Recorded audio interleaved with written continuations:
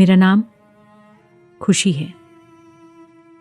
6 जुलाई की रात गैंगरेप के बाद बाहर की दुनिया के लिए यही मेरा नाम है।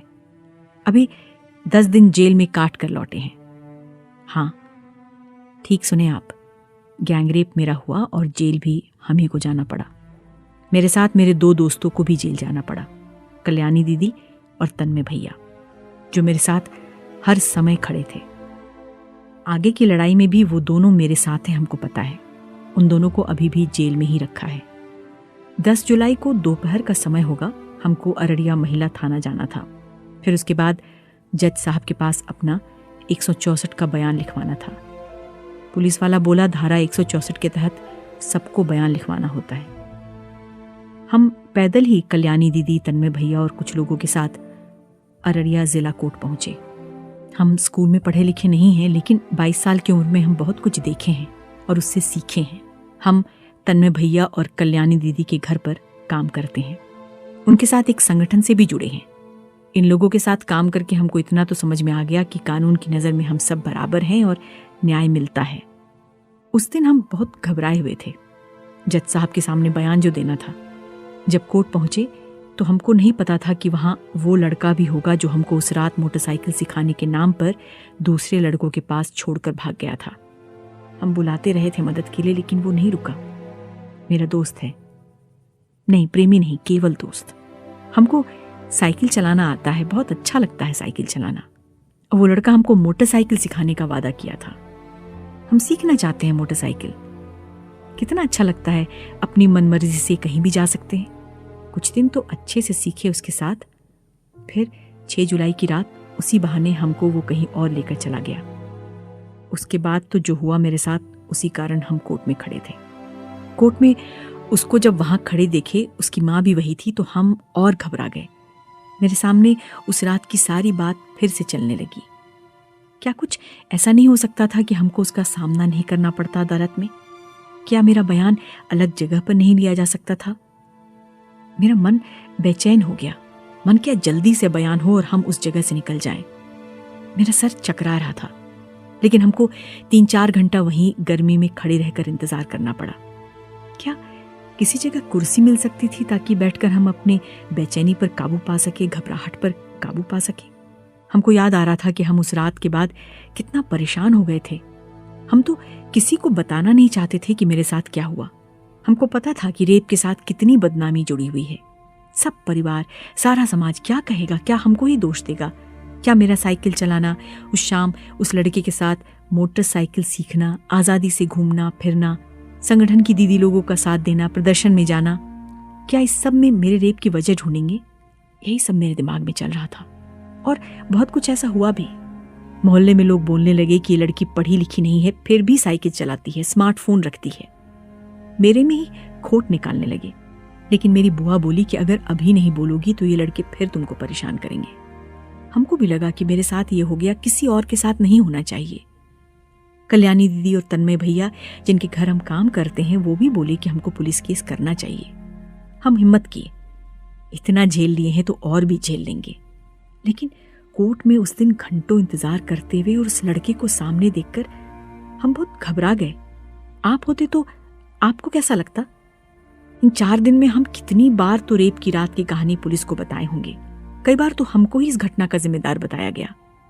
एक पुलिस वाला मेरा पूरा मामला सबके सामने पढ़ दिया। इसके बाद जिसके खिलाफ हम शिकायत लिखवाए थे, उसके परिवार वाले हमसे बात करने की कोशिश करने लगे। यहां तक बोले कि शादी कर लो। हम पर इतना दबाव आने लगा कि हमको लगा हम बीमार पड़ जाएंगे। अखबार में मेरा नाम, मेरा पता, सब कुछ छाप दिया गया। क्या कोई नियम नहीं है जो इस सब से हमको बचा सकता था? क्यों बार बार रेप की बात बतानी पड़ी? क्यों सब कुछ मेरे बारे में सबके सामने बताया जा रहा था? ऐसा लग रहा था कि पूरा मोहल्ला, समाज, सब जो हमको जानते हैं और जो नहीं भी जानते हैं, सब कुछ मेरे बारे में जान गए। जिस बदनामी का डर था वो हो रहा है। अदालत में उस दिन भी हमको पेशकार बोले, चेहरा से कपड़ा हटाओ। मेरा चेहरा देखते के साथ बोले, अरे हम तुमको पहचान गए, तुम साइकिल चलाती थी ना, हम बहुत बार तुमसे बोलना चाहते थे, तुमको टोकना चाहते थे, पर नहीं बोले। हमको नहीं पता पेशकार हमको क्या बोलना चाहते थे। कोर्ट में लंबे इंतजार के बाद हमको जज साहब अंदर बुलाए। अब कमरे में केवल हम और वो थे। हम कभी ऐसे माहौल में नहीं रहे हैं। क्या होगा, क्या करना होगा, क्यों यहाँ कल्याणी दीदी और तन्मय भैया नहीं है। मेरे दिमाग में ये सब चल रहा था। जज साहब पूरी बात सुने और साथ में लिखे भी। फिर वो जो लिखे थे हमको पढ़कर सुनाने लगे। उनके मुंह पर रुमाल था। जो वे मेरा बयान सुना रहे थे हमको कुछ समझ में नहीं आया। हम सोच रहे थे क्या जो हम बोले हैं वही लिखा है। हम बोले, सर हमको समझ में नहीं आ रहा है, आप रुमाल हटा कर बताइए। जज साहब रुमाल नहीं हटाए, लेकिन फिर मेरा बयान सुनाए। मेरा दिमाग सुन्न हो गया था। फिर हमको जज साहब उस बयान पर साइन करने के लिए बोले। हम भले ही स्कूल नहीं गए, लेकिन इतना तो जानते ही हैं कि जब तक बात समझ में नहीं आए किसी कागज पर साइन नहीं करो। हम मना किए। हम फिर बोले, हमको समझ में नहीं आया, कल्याणी दीदी को बुला दीजिए, वो पढ़कर सुना देंगी, हम समझ जाएंगे और साइन कर देंगे। जज साहब आग बबूला हो गए। कहे, क्यों, तुमको हम पर भरोसा नहीं है? बदतमीज लड़की, तुमको कोई तमीज नहीं सिखाया है? मेरा दिमाग एकदम सुन्न था। हम कुछ गलत बोले क्या? हम बोले, नहीं नहीं सर, हम आप पर भरोसा करते हैं, लेकिन आप जो पढ़ रहे हैं वो हमको समझ में नहीं आ रहा है। क्या कोई नियम नहीं जिसकी मदद से हमको जितनी देर तक बयान समझ में नहीं आ रहा हो हमको समझाया जाए? हम इतना डर गए थे। हम साइन कर दिए और बाहर भाग गए कल्याणी दीदी के पास।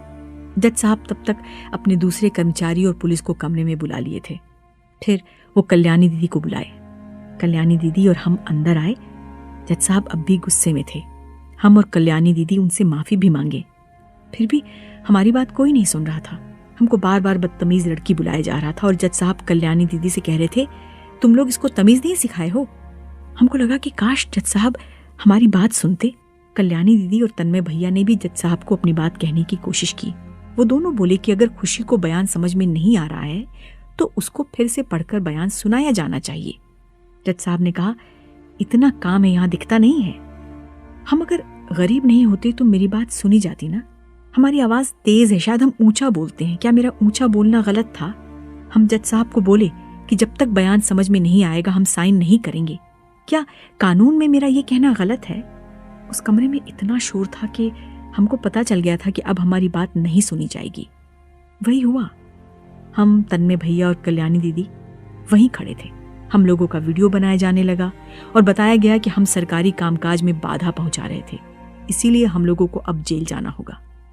हम सोचे कि जब इतना झेले हैं तो ये भी सही, जेल जाएंगे। हमको 10 दिन बाद बेल मिल गई, लेकिन जो मेरे साथ खड़े थे उनको अब तक जेल में रखा गया है। हमारे खिलाफ जो केस दर्ज हुआ है उसमें लिखा है कि हम लोग गाली दिए, बयान का कागज फाड़ने की कोशिश किए।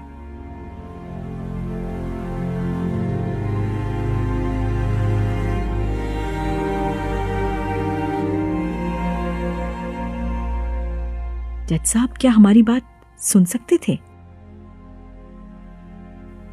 हम केवल न्याय चाहते हैं। हम ये लड़ाई छोड़ेंगे नहीं।